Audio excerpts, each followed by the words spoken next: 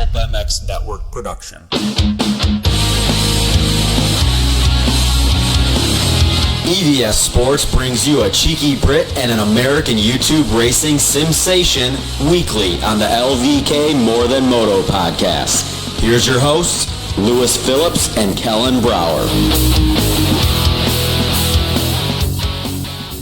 Welcome back, everybody, to the EVS Sports LVK More Than Moto podcast. I'm Kellen Brauer from MotoOnline.com, Lewis Phillips from Vital MX. Joining me once again in his new humble abode, Lewis. You're in Florida now, man. You're on the other side of the world from me, basically, but really just the other side of the USA. How is it? That's what you may think to believe, but as you can see, I'm using a stereotypical Zoom background here, an undisclosed location, so who knows where I am. Kellen, I don't want you to know. We both did not go to Red, but it's the first time neither one of us had been at a race all year because you'd gone to every single round and I'd been to most. Did you enjoy watching from the couch? No. No. I can't get invested. I can't get invested in watching it on TV. I just can't. So you obviously have watched the TV broadcast for decades over in Europe and then come over here and just being at the races, so you haven't watched it. What did you actually think of the broadcast? Because everyone has opinions about it these days. It's fine. I've long said it's so much better, I think, than... Not better. It's... MXGP is like raw race action almost. The American broadcast is much more professional sporting event broadcast, which I enjoy because I'd like to see the sport elevated and improved, etc., etc.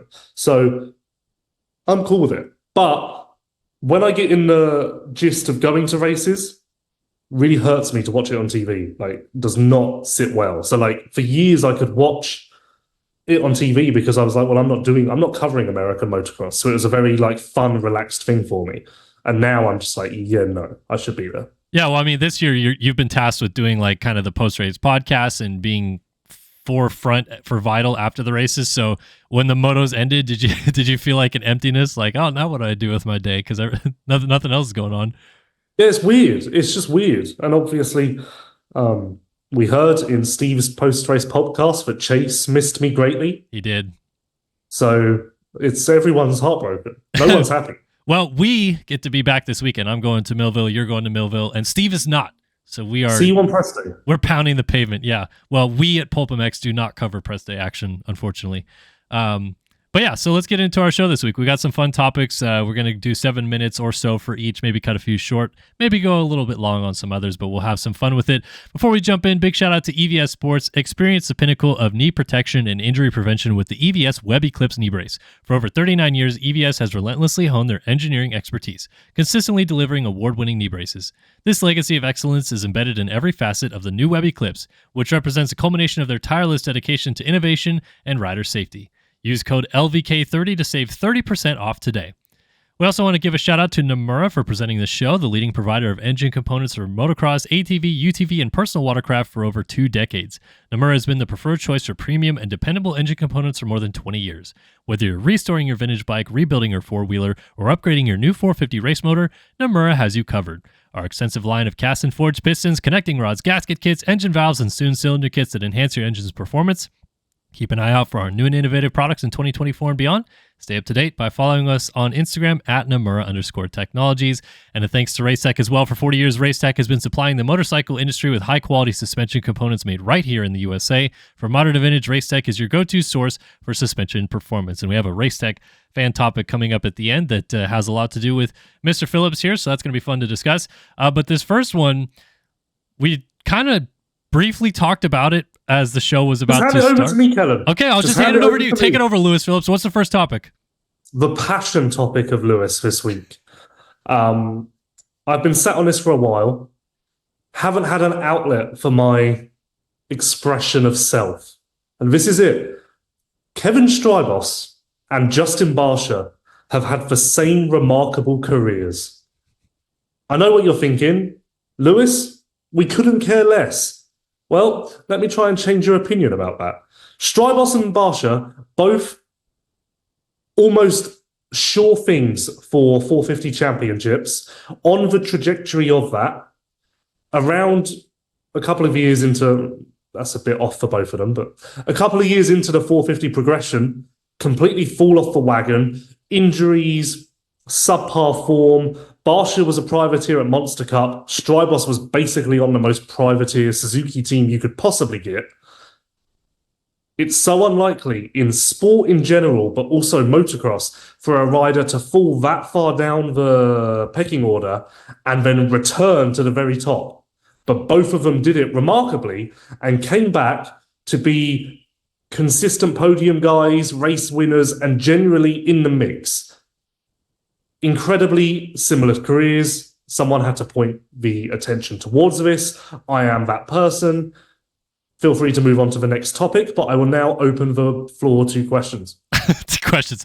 Well, I agree with you in that the roller coaster trajectory was massive rise, big fall, rise again, and now Strijbos is done. Barcia's kind of the tail end of his career, but still going quite well. So I can see what you mean on a results side, but I feel like beyond that, we're out the door with similarities, because while you're right about Strijbos to an effect, I feel like Barcia had much more of like got on a 450 and was the same for a long time, and then had like really one bad year and then was back to himself. And like yeah, absolutely. So tell me how you feel about it then, because I look at Justin Barcia as like from about the beginning of his 450 career till 16-ish, everything was going well. 17 and 18, not good. Back on a factory bike and has been great since. Okay, hold on. I'm just pulling up the vault. 2014, 5th in the 450 Supercross Championship. 2015, 15th. 2016, 21st. 2017, 18th. Yeah, but he was hurt. At least I think definitely in 2014 he was hurt. Let's be honest. He was hurt, but the JGR years, there was never Barcia's going to be great, but he's hurt. Like, aside from those outdoors that one year, there was nothing good in that period. And a lot of people had written Barcia off, were wondering, were questioning, so much so that he ended up as a privateer. I don't know. And you know what? Let me take it. I've got two more similarities that I've just thought of. Both riders were with the same manufacturer for the first portion of their career. Suzuki for Strijbos, Honda for Barcia. Barcia. Both drop-offs were kickstarted by moving away from those manufacturers. Strijbos to Honda, Barcia to Yamaha. Secondary. Both Renaissances. What's the plural of Renaissance? Renaissance? Renaissance? I don't know. Both Renaissances were kickstarted by getting fill-in rides whilst at their lowest. Strijbos got a fill-in ride at Suzuki, the team that he was once the lead rider for. Barcia got a fill-in at factory Yamaha. Literally incredibly similar. Phenomenal stuff. Okay, I get where you're coming from. I think you're very underrating Barcia's JGR time, though, because while the Suzuki year was terrible, everyone admits it. Barcia will admit it himself. Behind that, though, everything was mostly fine on a Yamaha aside from the injuries that he got. He won a moto on that bike at Motocross of Nations, and he won outdoor races, and he was in the mix for some Supercross wins. He didn't get one, but he was there. Like, I look at his JGR tenure as like, yeah, it's going okay. He's a good guy in the mix, and then bam, the Suzuki year happens and everything falls apart. How many top fives do you think Barcia had as a JGR rider in Supercross? So he was there for 3 years on a Yamaha? No, was it? I think it was 2 years on a Yamaha, 1 year on a Suzuki. Okay, so 2 years on a Yamaha. I'll say. Actually, no, that can't be right. Because he filled in for Millsaps in 2018, right? Yeah, on a Yamaha. Yeah. So 3 years at JGR, 2 on a. Yeah, but I disregard the Suzuki year because the Suzuki year, as we had already talked about, was garbage. It just you don't disregard it because it's part of the story. I do disregard it because it's quite literally, as my point was, one bad year. Okay, as a JGR rider, how many top fives did Barcia have in Supercross? On the Yamaha, I'll say probably like between the 2 years that he did it, let's say 8 to 10. Kellen? 1. One top 5 on a Yamaha. And it was a 4th. I can read you. Here are his results. 6, 11, 4, 6, 8, 9, 16, 20, 8, 15, 11, 16, 15, 11, 19, 15, 10. And that's 2015? And 16. And 6. Okay, so then he only raced what? You just counted off like 13 races. He was hurt. That's irrelevant. I'm not. Injuries also play a part. Sure, but then go to his outdoor results those years. What do we got? That's what I'm saying. The outdoors, he came back and turned it around, and he basically carried USA to almost winning the nations in 2015. So outdoors on a JGR Yamaha. Please hold, as I have got myself in a bit of a confusion here. And then besides that, while you go over the results. Hold on. The difference between Strijbos and Barcia on a personality level, on a riding style level, like we're in two different worlds with them. So no one's talking that. No, but I'm just saying, like when you say Justin Barcia and Kevin Strijbos had the same career, people are like, what? Career arc. Yes, I understand from a results standpoint where you're coming from. Outdoors, Barcia on a JGR bike, 13, 5, 11. No, sorry. I've got the... Wait, what? How does it... Oh, sorry. Yeah, okay, a bit confused. 11, 2, 6, 8, 5, 1, 1, 2, 2, 3, 4, 7, 14, 7, 5, 11, 4, 3, 5, 5, 5, 2, 2. Quite a few podiums. Moto Suzuki, wins. 9, 11, 9, 6, 5, 11, 6. Honestly, 11. I don't even remember that he got a top 5 on a Suzuki outdoors, so... I don't even remember him racing outdoors on a Suzuki. Me neither. I'll tell you what sticks out to me. I'm just going to look this up. I believe at the WWGP in 2017, when he was on a Suzuki, it was like the worst race of his life. Yeah, but that was also, the last race he ever did on the Suzuki? Because then he raced a Honda at Monster Cup like a month later. Overall, 13, 15. I mean, honestly, considering how bad it was going, that's not even that bad. But the fact remains the same. You can argue all you want. He did not have a ride, which means that the industry shared my opinion of the fact that he was essentially the same as Kevin Strijbos. Sure. I believe that's why he didn't get a ride. Sure. They said, we would sign you, but you're the same as Kevin Strijbos. So we may as well just sign Kevin Strijbos. The only difference I'm saying is I again feel that Strijbos's weak years was a longer span of period. Like he was, as you put it, basically almost winning a world title, then fell off a cliff, then got back to the top and winning GPs. So yeah, but that's also because of injury, and you're counting injury for Barcia. So why aren't you counting it for Strijbos? Oh, I'm sure, but I'm saying Strijbos's valley, because let's just say you're Barcia Valley. Strijbos is 2009, 17, 15, 5, 4, 12, 19, 18, 11, 13, 10, 11, 9, 14, 14, 8, 12, 9, 7, 16, 4, 9, 11, 11, etc. Aside from that fourth, there's not even a flash in there. With Barcia, you can say that every year had something. You could almost say, aside from the fourth of Barcia in Supercross on a JGR bike, there's not even a flash there. You could almost take that exact sentence and apply it to Barcia. I don't know if you know this, Lewis. We also race motocross in the USA. So there's two halves of a year, and Barcia in the second half on a JGR bike every time actually did quite well. Kellen, you've missed a point. The topic was Kevin Strijbos' career is exactly the same as Justin Barcia's Supercross career. Yeah. That was the topic. Right. No, but it's irrelevant, because although what you're saying is correct about him outdoors, the industry shared the opinion that basically we're writing him off. Sure. Okay. I'm trying to celebrate the fact that both Barcia and Strijbos defied the odds to return to A, factory rides outside of their fill-in deals, B, winners in their respective classes, and generally podium threats consistently. Yeah, no, I agree. I agree with the sentiment of that they rose from the ashes, if you will, in a similar manner. My disagreement is the longevity in which their bad period was. I feel like Barcia's was shorter, but agree to disagree there. But the rise was great. Yeah, Barcia, I remember 2018 when he filled in at Yamaha and suddenly he's leading the main event there. And you're like, what the F is going on? Especially after everything that was going on at Suzuki. So that was really cool. All right, let's get into our next topic because we hashed that out, I think. But our next topic has to do with what just happened over the weekend in Redbud. Hold on. Hello? What? Lewis, you were right. Lewis, you were moderately correct. Thank you. Okay, we'll take that. Our great leaders were just moderately correct.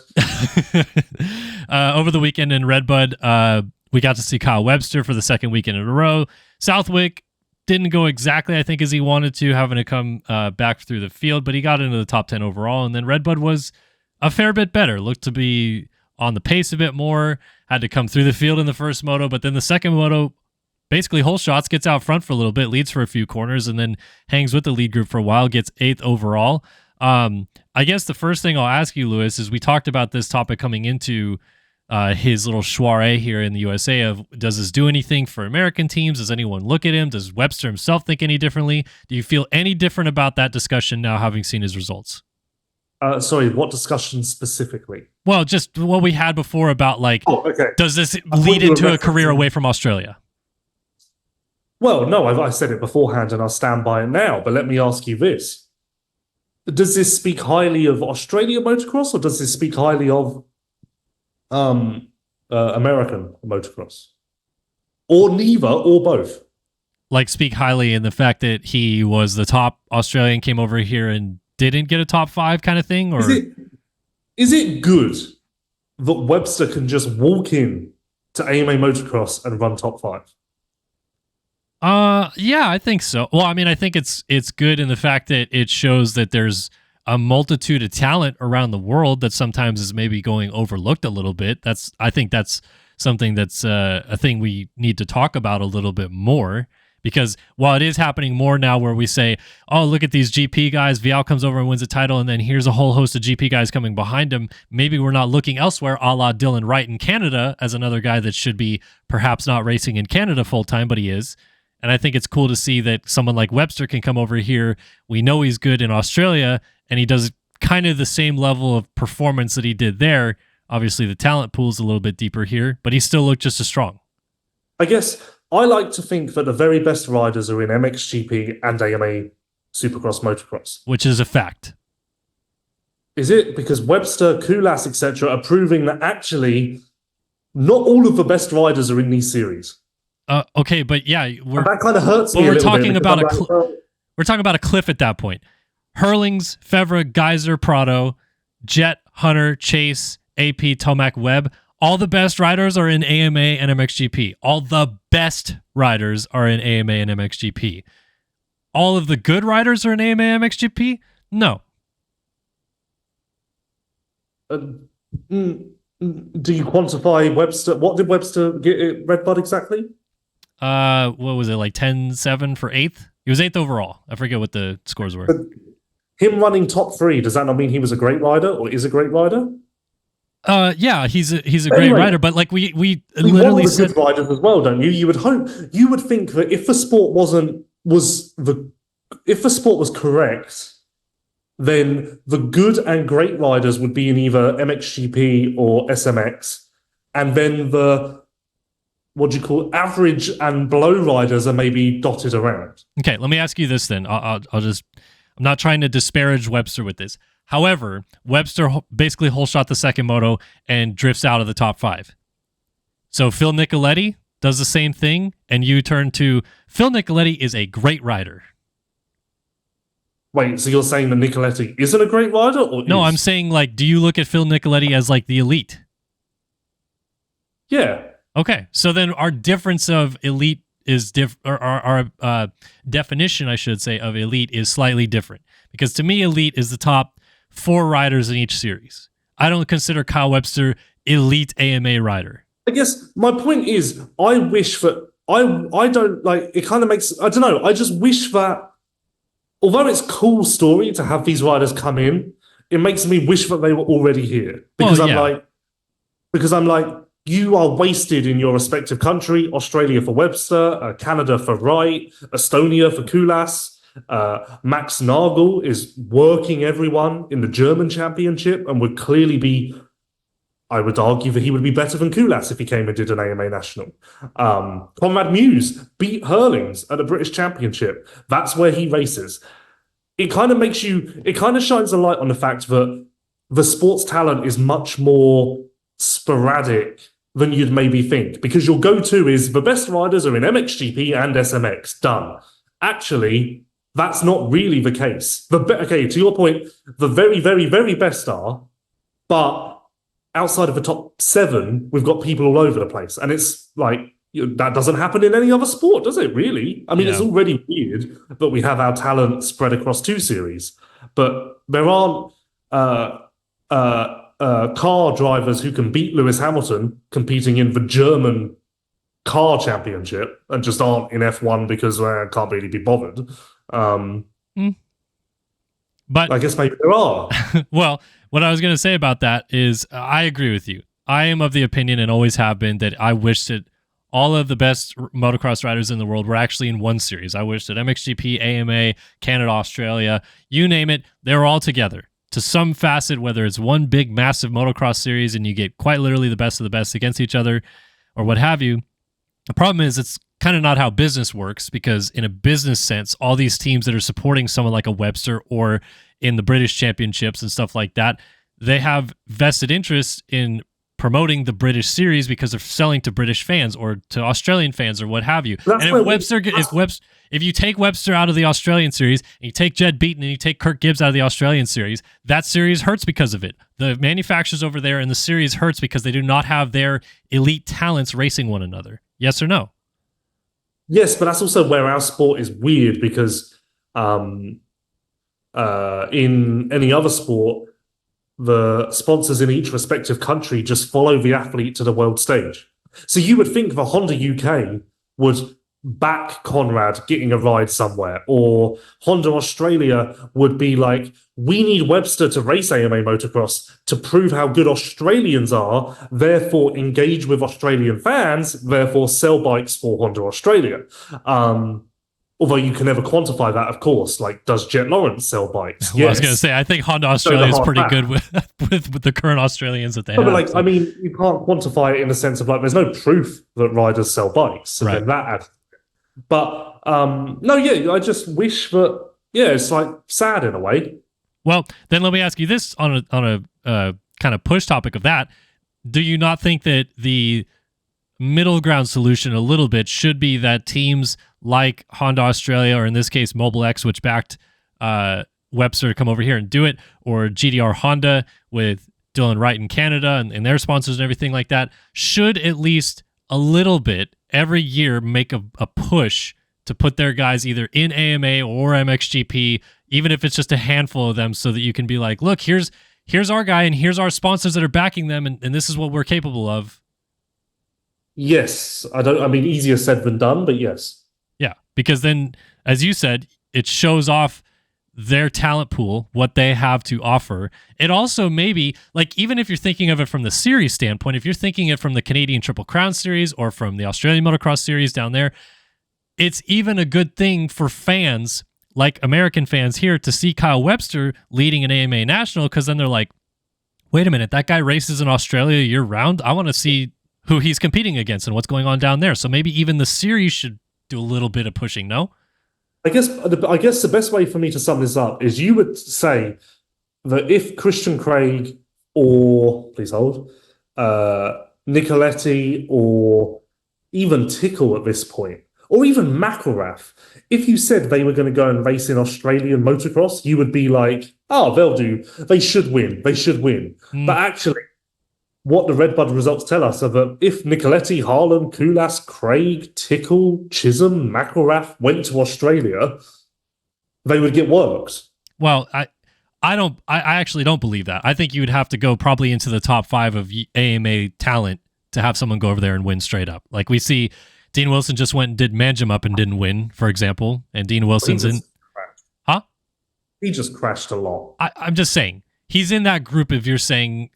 Wilson and Craig, Nicoletti, McElrath, that group of riders that, again, they would probably do that because of their current situations and maybe the ability to make money and go over there and do that. But I think you had to have to get into if Justin Cooper went to Australia, he'd probably win. If Aaron Plessinger went to Australia, he'd probably win. Okay, but I guess my point is, would you not hope that AMA Motocross and MXGP were of so much of a higher level compared to Australia that even the 14th place rider could go to Australia and work for competition. You would hope that there would be that big a difference in talent between our very prestigious series and our secondary series. You would hope. Sure. Again, you get what I'm saying. You get like I do get what you're saying, but on the yes and no side of this topic, I also think for the fans down in Australia that if you think to yourself, I am going to go this weekend and watch 15th place AMA rider work the field, that doesn't give the same oomph. But now they're probably going to be excited when Webster comes back to know, man, he fit in right with those guys, no problem. And then I get to go see him right in front of me this weekend. I don't have to travel 15 hours across the world to see it. That's pretty cool. I guess I don't know what I'm saying now. I've kind of lost my original thought. But yeah, I don't know. Well done, everyone. Proud of you all. Just before we move on, though, back to the original question I had for you. This, in no semblance whatsoever, does anything for U.S. teams here to think even for a second to call Kyle Webster. No, and especially not now that fill-in rides are basically dead in the water. No. Okay, fair enough. Not that they shouldn't. He's a great rider, but will they? No. Well, MXGP teams, if I'm anti-Peronin, I've got my second seat available. I'm calling Webster. Over Dylan Wright? Or Dylan Wright. Yeah, I would look at them at one and the same now. I feel about the same as both of them. They're very talented. They proved it. Better. That who? Webster is better than Wright. Okay. Yeah. I mean, we haven't seen it on the GP level yet, I guess technically, right? Because he didn't race an MXGP. Did he race an MX2 a little bit? Who? Webster? He raced an MXGP. Oh, he did? Actually, I don't know if he ever raced. He was meant to race and then he got hurt. Okay. I remember him. Anyway, yes, I agree. If you're looking for a fill-in bike in GPs right now, those are the names I would consider calling for sure. All right, let's get into our first Than Moto topic of the day here. And this one is, we were just kind of riffing through a couple topics and we came up with a couple fun ones that we really wanted to go through, and we're going to push a couple to next week. But this one is going to stick for this week. And really, I'll just pitch it to you, Lewis. What would your younger self think of the person you are now? So let's just say you're almost 30. So let's go 20 years ago, 10-year-old Lewis Phillips thinking of Lewis in the future.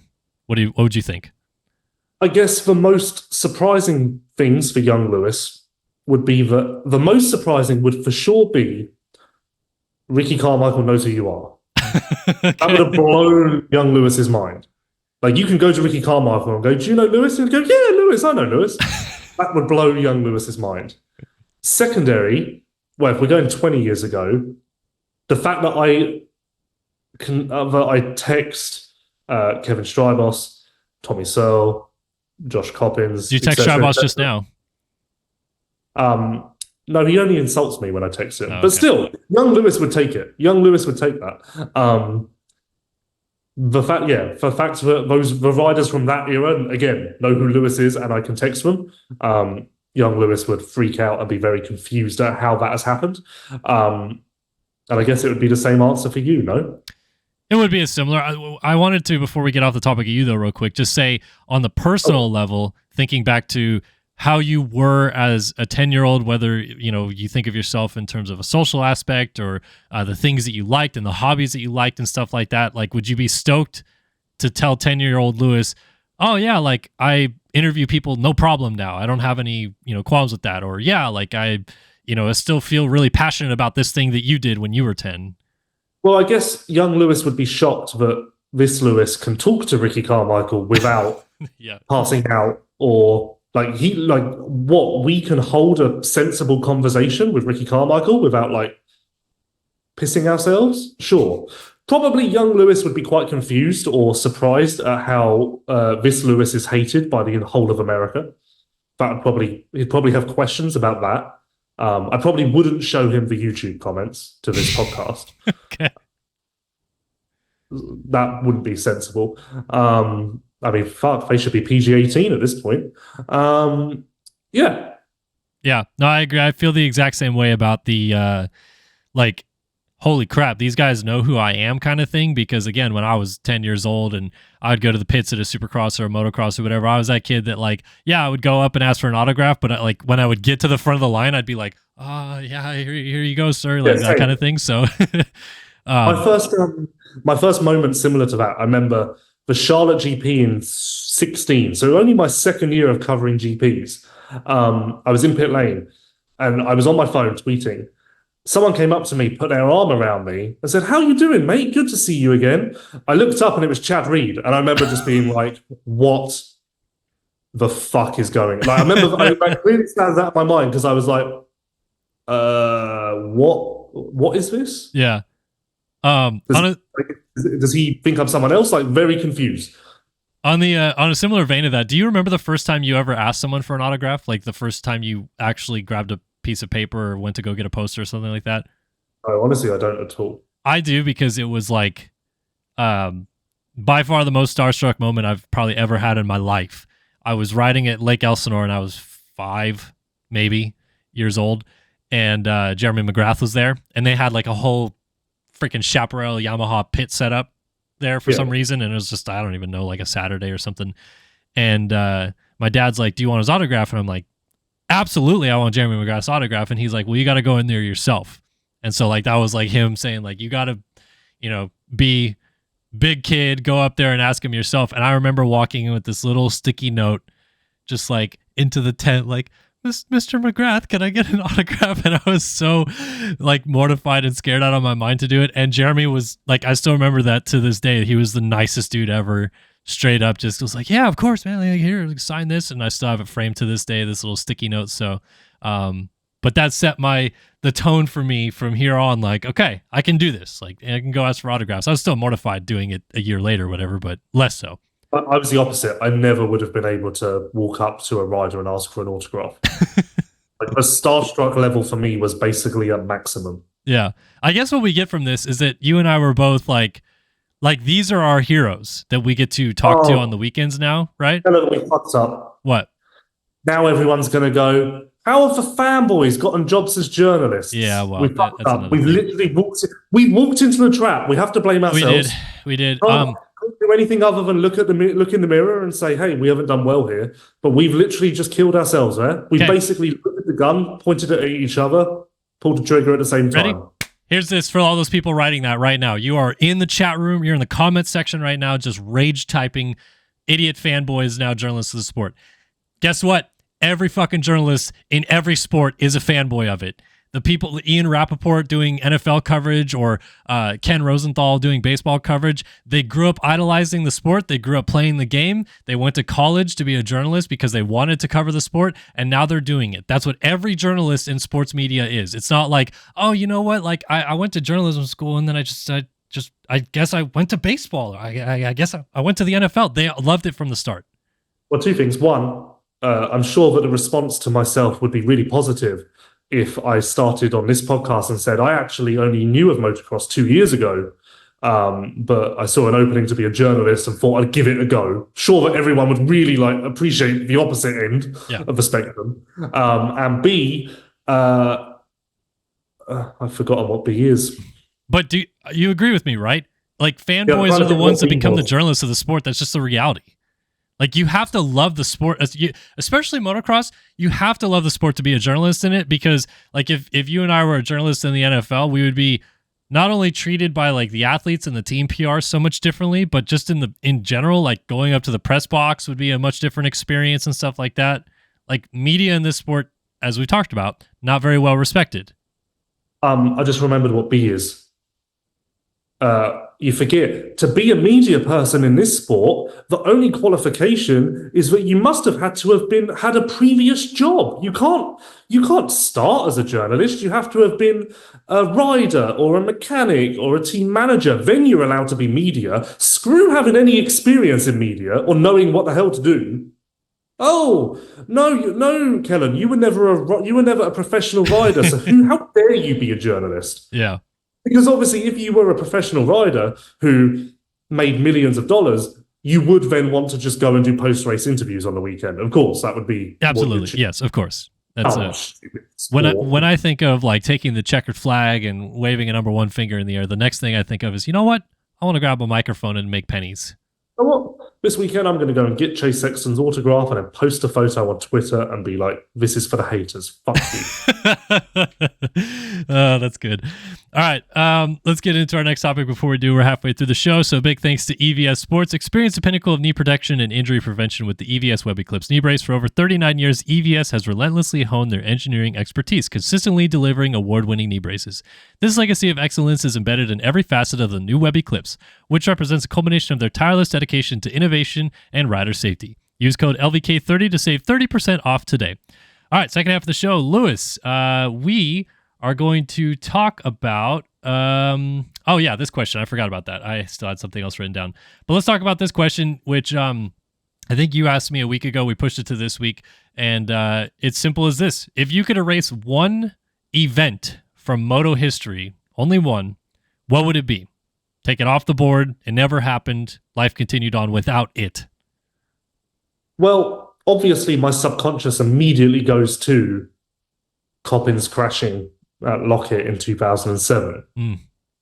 That's always going to be my go-to. What's your go-to? I mean, the first one that comes to mind, just in terms of a racing standpoint, is take Kenny's A2 crash from 2017 off the board. Yep, yours is more. I feel like mine is more emotion-driven. Yours is more strategic. Well, I mean, like, let's talk about your Coppin situation first. If you take that out, he's a world champion, right? Yeah. Right. So that changes the course of moto history in the fact that, you know, you love Coppins, but that changes that entire year's scope, the title winning balance. Do you think if Coppins wins that world title that year, it changes anything for his future as well? I don't think it changed because it's not like Ramon got a deal from winning that world title. It's not like Coppins got a deal from would have got a better deal from winning that world title. Hang on, did you just call him Ramon? Ramon won the championship. Yeah, but isn't it Ramon? I've always said Steve Ramon. Okay, continue. Funnily enough, 2007, which we're talking about, was Strijbos' final peak year before his dip. All comes around. I would say a Townley injury, but then I guess if you remove just one, it doesn't really help the situation. I'd like to somehow remove the fact that Tommy Searle signed for CLS Kawasaki in 2013. I don't know if you can remove that event. I guess you can. Like, that contract just never got signed because I think his career, that would have been something that changed more of a bigger scope because his career would have been much, much better elsewhere. And then, therefore, other riders wouldn't have got certain opportunities because he would have taken them. So that would have had a more overarching impact. Yeah. Okay. On the topic of Roczen, though, yes or no, Roczen doesn't, like, let's just say he goes on and wins that main event. He's 3 for 3 to start the year.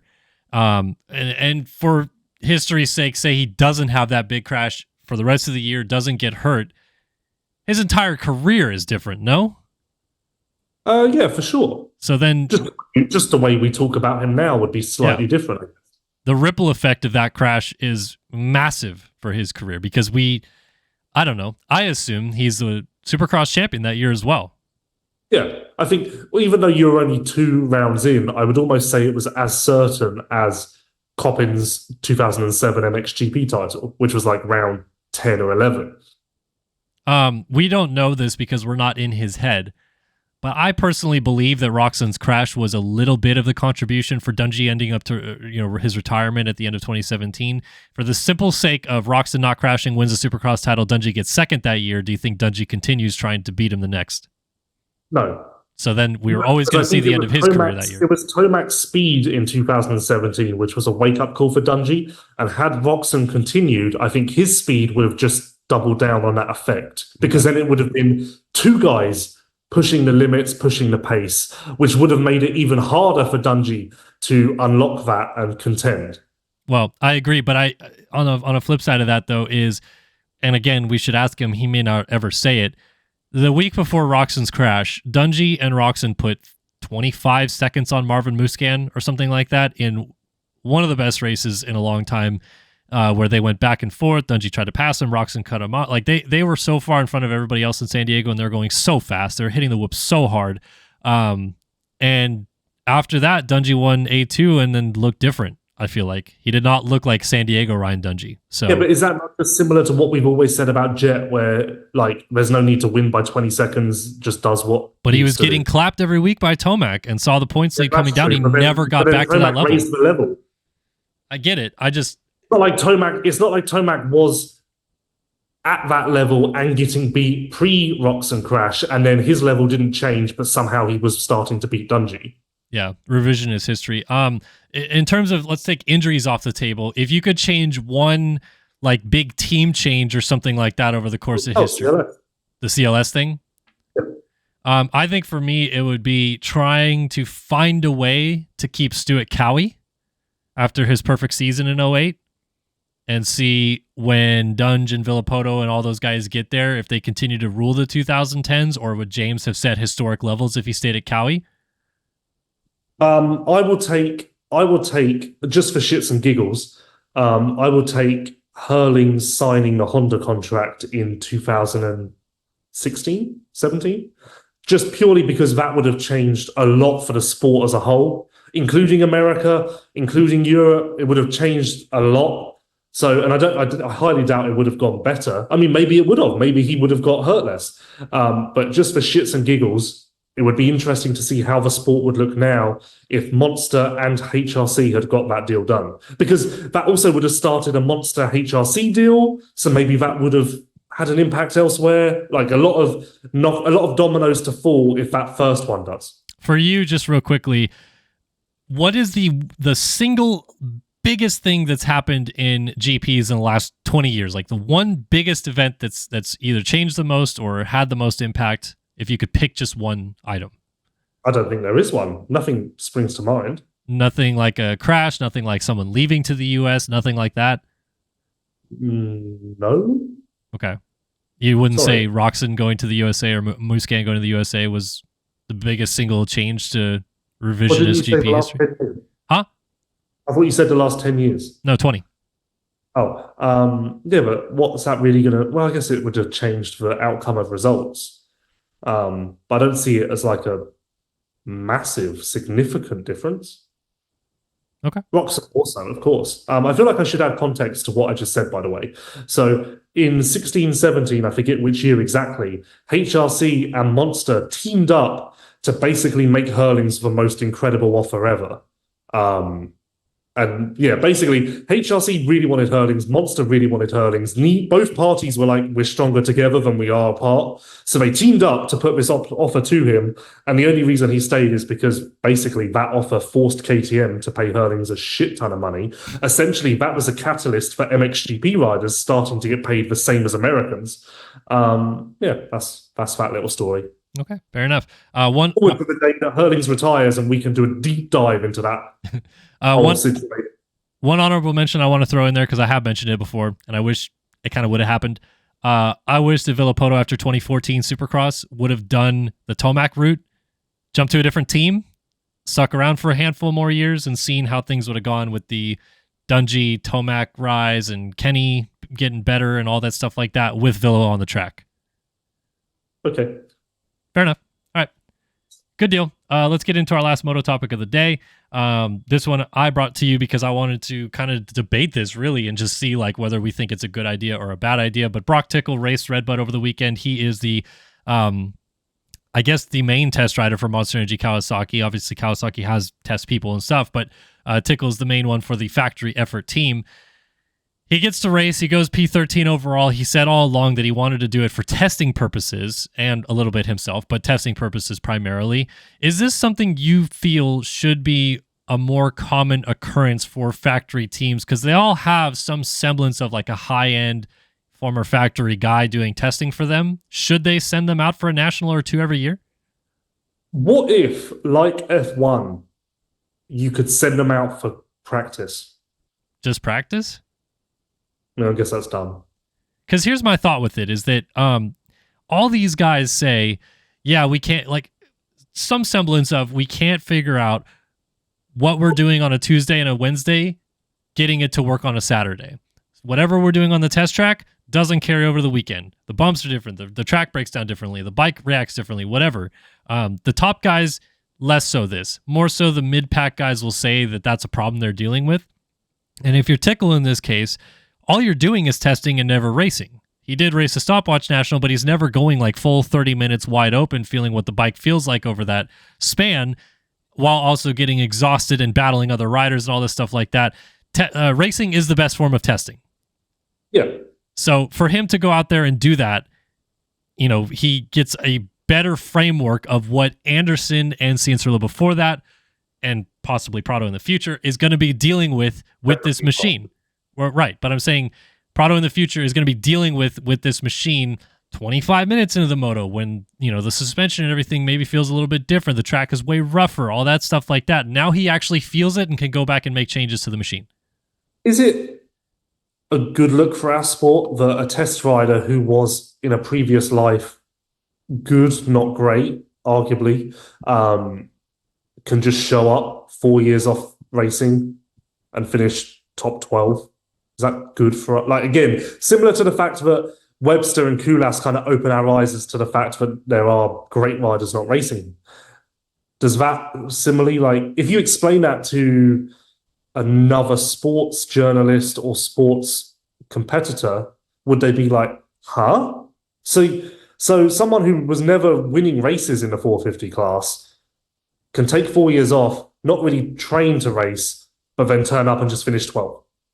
I get your point, but the flip side that I have for it is no, I don't think so, because Tickle was a better rider than everybody else that he finished around in his career, and then he just a couple of years off is fallen back into those positions. And so you say you take a football player, you take Tom Brady, and I know he played into his 40s, but you put him at 50 years old, he's still going to be a decent quarterback in the NFL today. The fact is, you can't do that in other sports. You can't just go, I'll have a go this weekend. Sure you can. Danny Pedrosa retired 3-4 years ago. And I don't know what that means. You don't know who Danny Pedrosa is? Stop it. No. Okay, Danny Pedrosa raced MotoGP for like 2 decades, basically, and now he is KTM's test rider, and he a couple times a year will do Grand Prix to test the bike. And I think he even was fastest in practice at one recently. So he's still very good. He's still very talented. He's just their test rider now. I don't know. I look at it the same way. Okay. So back to the point, though.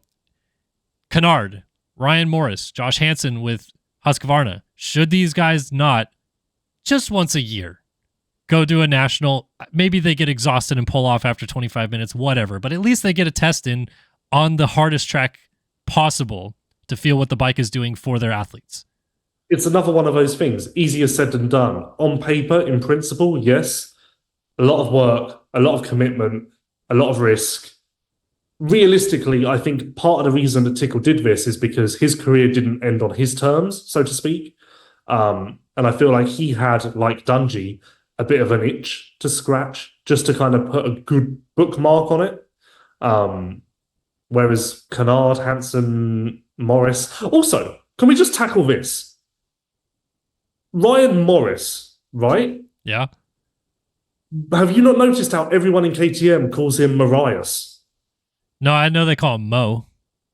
No, but if you hear the riders refer to him, they say, yeah, I was out riding with Marias. I've heard it a couple times. I can't say that it's the most Are we common. Wrong? I don't know. I knew it as Morris forever. But I'm sorry, but even if it's wrong, I'm never going to be able to say Marias. His career started and they called him Ryan Marias, like in 06 or something like that. But yes, by the end, it was Ryan Morris. So you would think that he corrected them and it is Morris. Maybe. Then you would think the people he works with would know it's Morris. Which, by the way, to the casual fan, you maybe don't know Ryan Marias has been KTM's test guy for a decade now, about. Really good. Like, still very good. Like, when I see him at the KTM test track, it's oftentimes the first guy to do the biggest line, oftentimes the first guy to hit the whoops the hardest. He is still a very talented rider, and he's probably 40-something now. Yeah. So better at Supercross than outdoors. Sure, but that's probably what they need him the most for. I think instead of this, send them to Canada, send them to the British Championship, send them to those races. Okay. Yeah, I guess the problem I have with that is that it's not on the tracks that those guys race. It's not prepped the same way. The Canadian Nationals, you're never going to get the same rough feel of an AMA National, which again, it is a race situation. But again, my point with it is that Tickle now knows exactly what Jason Anderson is feeling 25 minutes into the moto with that bike, which he cannot get unless he races a National with him. Okay. But so yes or no, you think this should be a thing? These guys should Sure. do you think they should do a Supercross? No, that's dumb. That's dumb. But an outdoor makes more sense. Well, an outdoor is just safer, isn't it? Yeah, I guess. There's still injuries outdoors. Yeah, but it is generally safer with less risk. Yeah. And also the qualification aspect is easier as well. This brings up the topic I've asked Kiefer about it before, though. If you put Tickle, Ryan Morris, Josh Hansen, who's testing for Husky, and Trey Kennard on the track right now, who beats who? Well, outdoors Tickle. Okay. But Morris or Hansen indoors? I don't know. Like you say, Morris is definitely underrated. Because Kennard's the most accomplished of all those guys. You wouldn't Well, put to him be honest, I completely forgot about Kennard. I just said his name. No, I just didn't register his Okay. name. So yeah, Kennard. Yeah. Do you classify Villapoto as Yamaha's tester? Kellen, we're reaching a point in this topic where we're kind of just really fine. a bit too far. We'll move on, Lewis. We're deep into we know that Villapoto's title is ambassador. It's your and in fact, we know that he has never gone to Tallahassee and done testing. It's your show. We're just living in it. But no, just wanted to point out we're deep in the topic. We're out in the bushes. Okay. You said that the topic we just did relates to this last topic, so this one's brought to you by Racetech Suspension. Racetech Gold Valves provide a plush feel with drastically improved bottoming resistance and increased traction. All Racetech products are 100% guaranteed and made in the US of A.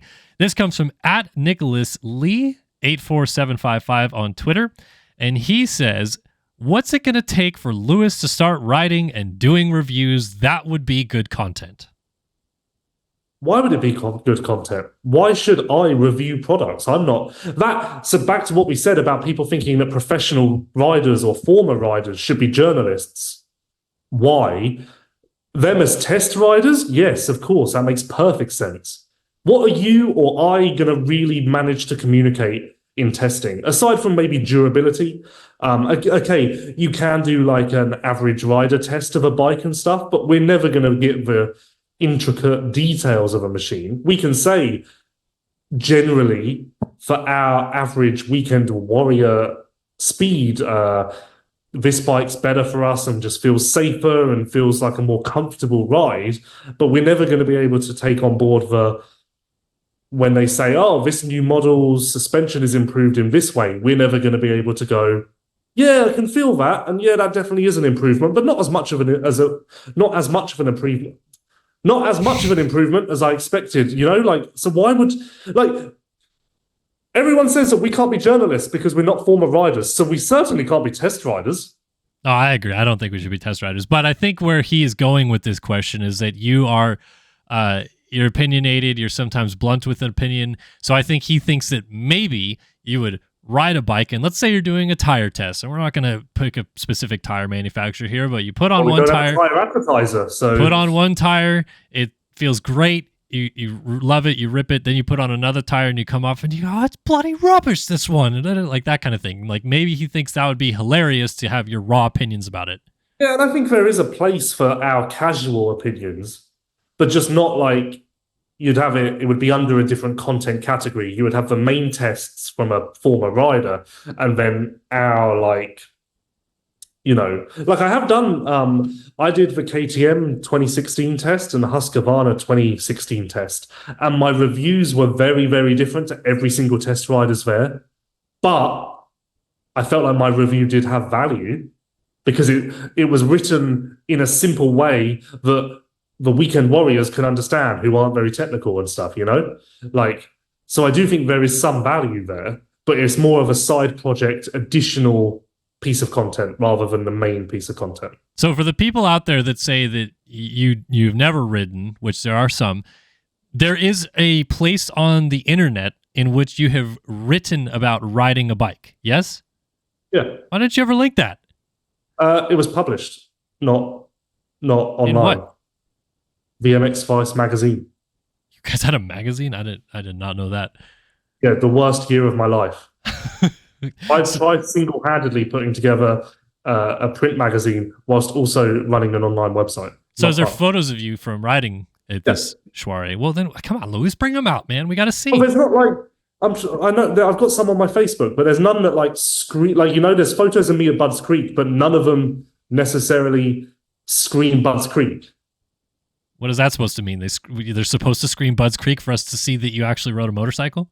Oh yeah, I guess but then otherwise you don't really know, do you? I guess. I don't know. Like, to me, if there's like even one shot of you in the gear with your helmet off and then a shot with you riding a shot of me in the gear with my helmet off. Okay, or you can see your eyes and you know it's you. I don't know, something like that. People are demanding, Louis. They want to see you on a motorcycle. Well, I'm just going through my Facebook and there isn't really any content there. Sad. Okay, so seriously though, to his question, what's it going to take to get you to start riding again? Time. Money. Because you've been a few times now, you have been offered, we will give you gear and a bike, and you will not have to pay a dime. Just come and actually ride. That once, and it was to race at Glen Helen, which I'm not going to do for my first ride in 8 years. Oh, you could have done the thing at Washougal. That was if it happened this year. I wasn't here last year for that. Oh, I thought you were here. Sorry, my bad. But yes, again, Steve has said numerous times to you, we'll get you a biking gear.